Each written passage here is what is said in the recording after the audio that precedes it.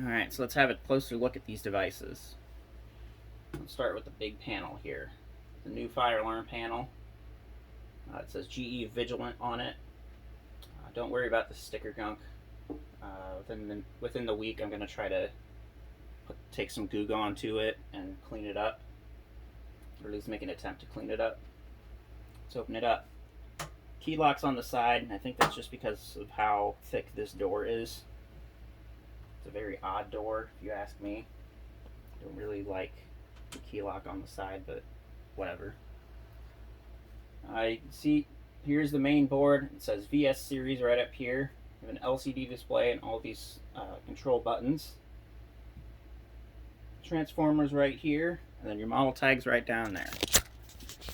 Take my phone off the tripod here and we'll zoom in on that. Get a closer look. So this is a GE Vigilant model VS-1. So it is a single loop fire alarm panel, 64 points, and it is addressable. Now I know a bunch of you are probably going to be like, Craig, why did you go get an addressable panel? You don't like addressable panels. Well, I kind of changed my mind on that. I think addressable panels are really nice if you can get them to work properly. This one, I can get it to work. Doesn't work properly because it gives me some troubles. Not including the normal battery trouble and a few others. But I can look over those.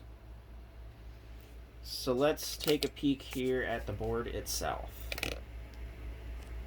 Alright, so there's a good look at all the controls there. Try to line it up so you can see everything. There we go. Over here, your relay connection, you have trouble, alarm, and then supervisory point for resistor, and then one other relay point there. And there's your connections for the transformer, connections for your battery. This right here is the polling card.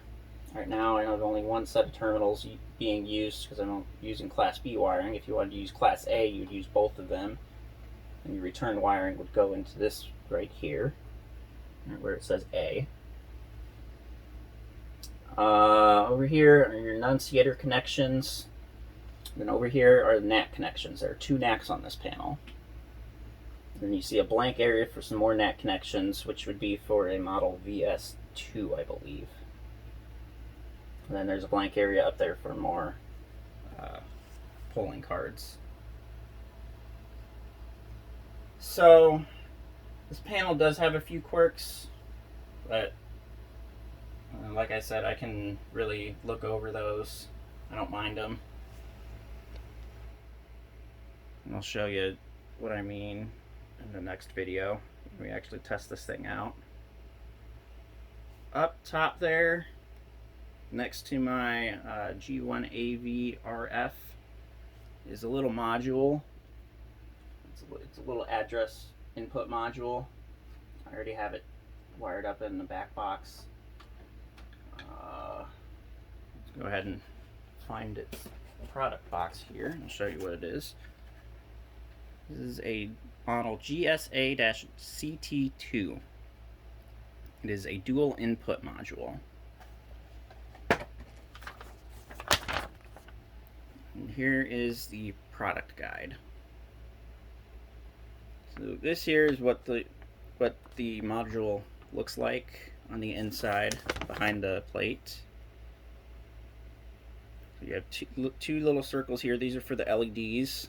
The left one here is a red LED that pulls when the device is active, and the green one that would be over here pulls whenever the device is in standby.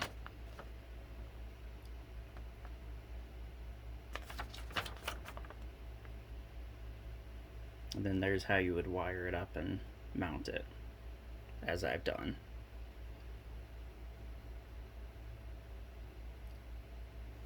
Now, biggest annoyance with that module is that the panel says it's incompatible. Again, you'll see the issues that I have in the next video.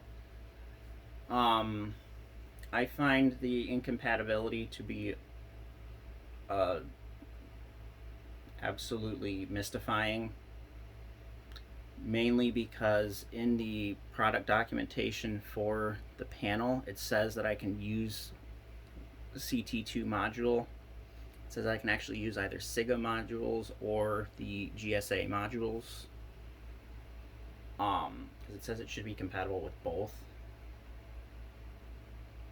which I have a hard time believing, considering the fact that I get in trouble with this. Nonetheless, I did test it out before, and even though this has an incompatibility, it works just fine. So hence why I'm confused as to why the panel doesn't like it. I think that's the end of this overview video. Next up, we'll go ahead and power it on and test it out.